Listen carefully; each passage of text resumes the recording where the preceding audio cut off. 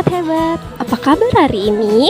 Semoga kamu selalu semangat, karena hari ini kita akan menjelajahi dunia yang luar biasa menarik.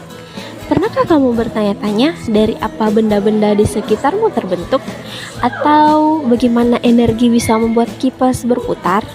Atau matahari bisa menghangatkan bumi? Semua itu berhubungan dengan dua hal penting dalam sains, zat dan energi.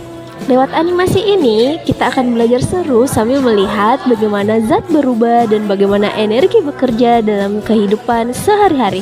Yuk kita mulai petualangannya, karena belajar itu menyenangkan. Untuk materi yang akan kita pelajari mengenai zat dan perubahannya memiliki capaian pembelajaran. Capaian pembelajaran tentang zat dan perubahannya adalah kompetensi yang diharapkan dicapai oleh peserta didik di akhir fase pembelajaran, yang mencakup kemampuan untuk memahami sifat, karakteristik, dan perubahan zat dalam berbagai wujudnya. Capaian pembelajaran ini bertujuan untuk memberikan peserta didik pemahaman yang mendalam tentang zat dan perubahannya dalam kehidupan sehari-hari.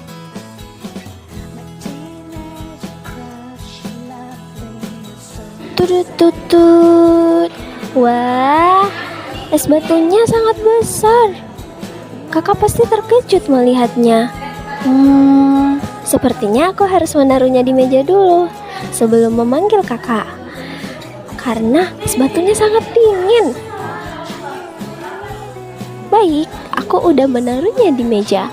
Sekarang tinggal memanggil kakak. Nana. Nana.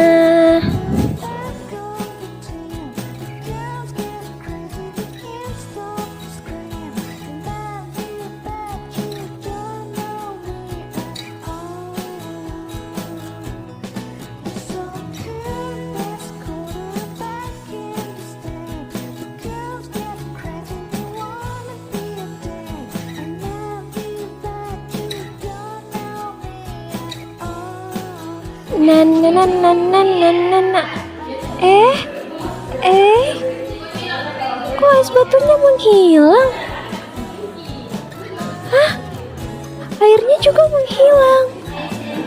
Es batunya tidak ada, airnya juga tidak ada. Kemanakah es batu ini? Siapa yang telah mengambilnya?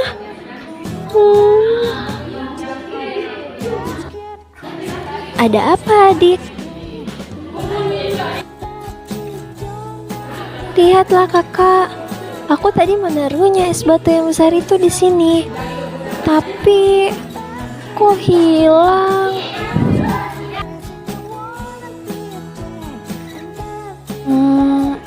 Adik menaruhnya di mana? Apakah di meja di situ? Lalu es batunya kemana kakak?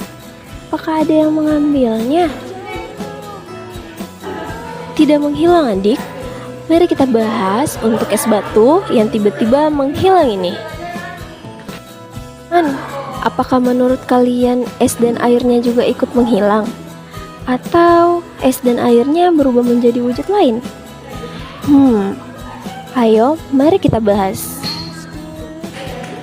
Lihatlah es batu ini. Awalnya keras, dingin, dan berbentuk padat. Tapi coba perhatikan apa yang terjadi saat dibiarkan di suhu ruangan.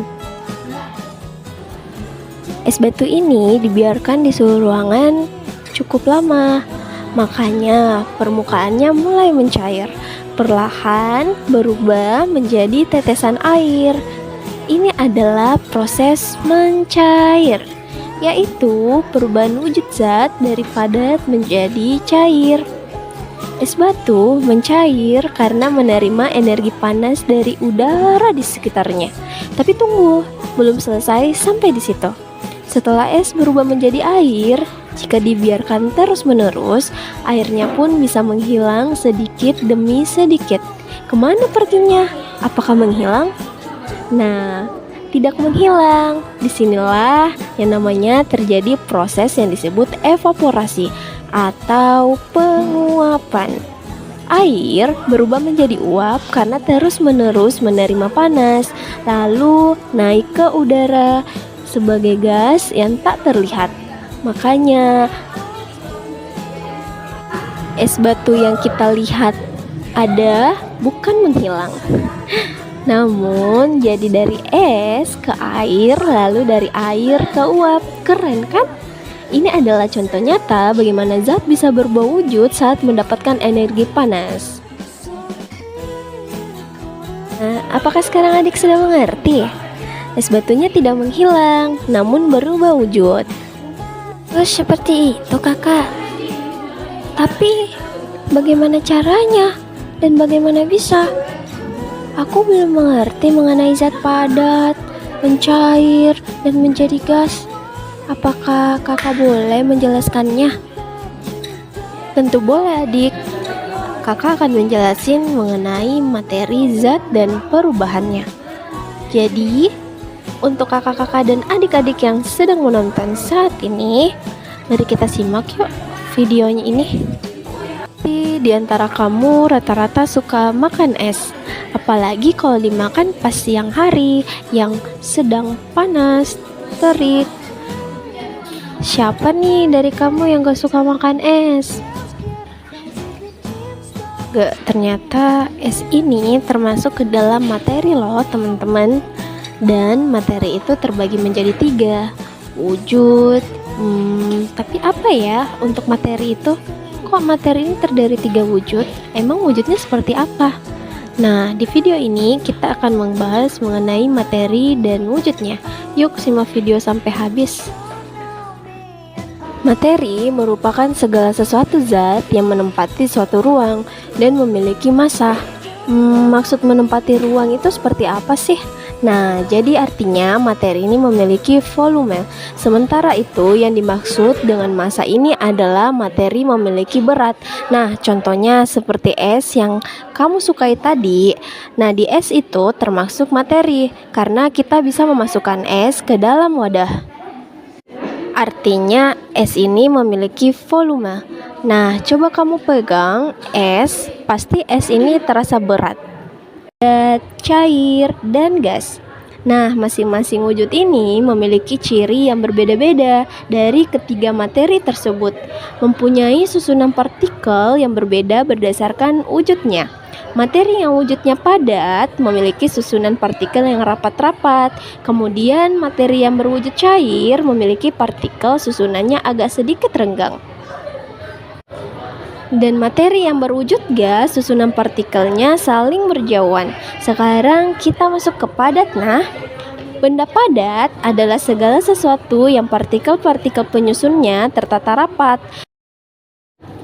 Sebagai selanjutnya, kita masuk ke cair. Nah, benda cair ini adalah segala sesuatu yang partikel-partikel penyusunnya bergerak bebas, serta memiliki susunan atom dan molekul yang agak renggang. Oleh karena itu, benda cair ini akan cenderung berubah ketika kita pindahkan karena dia mengikuti bangunan tempatnya. Nah, kita lihat sifat-sifat dari benda cair yuk. Yang pertama, benda cair ini bentuknya tidak tetap. Jadi, dia bentuknya itu berubah-ubah. Tergantung pada tempatnya. Kalau misalnya kita pindahkan benda cair ini, maka akan berubah bentuknya. Yang kedua, volumenya tetap. Nah, sama seperti benda padat, benda cair ini juga memiliki volume yang tetap karena molekul-molekulnya cukup rapat. Nah, dimana kalau misalnya kita pindahkan air ke wadah yang lain, maka volume dari air tersebut tetap. Itu seperti yang ketiga, mengalir. Maksudnya, benda cair ini bisa mengalir dari tempat yang tinggi menuju ke tempat yang rendah. Gas ya. Gas ini adalah segala sesuatu yang partikel-partikelnya dapat bergerak sangat bebas, serta memiliki susunan atom dan molekul yang saling berjauhan. Nah, oleh karena itu, benda gas ini berubah-ubah dan sulit dapat dilihat secara langsung dengan mata, karena molekulnya sangat kecil. Nah, sifat dari benda gas ini, bentuknya itu tidak tetap. Jadi sama seperti benda cair, benda gas ini memiliki bentuk yang tidak tetap karena molekul-molekulnya ini bergerak bebas. dan acak. Oleh karena itu bentuk gas ini sesuai dengan bentuk wadahnya. Nah, tetapi jika volume dari benda padat dan benda cair ini tetap, maka volume dari benda gas ini dapat mengembang atau menyusut sesuai dengan kondisi di lingkungannya. Kemudian sifat yang ketiga yaitu mengalir. Jadi benda gas ini dapat mengalir bebas dan dapat mengisi seluruh ruangan. Nah, contoh dari benda gas ini adalah salah satunya uap.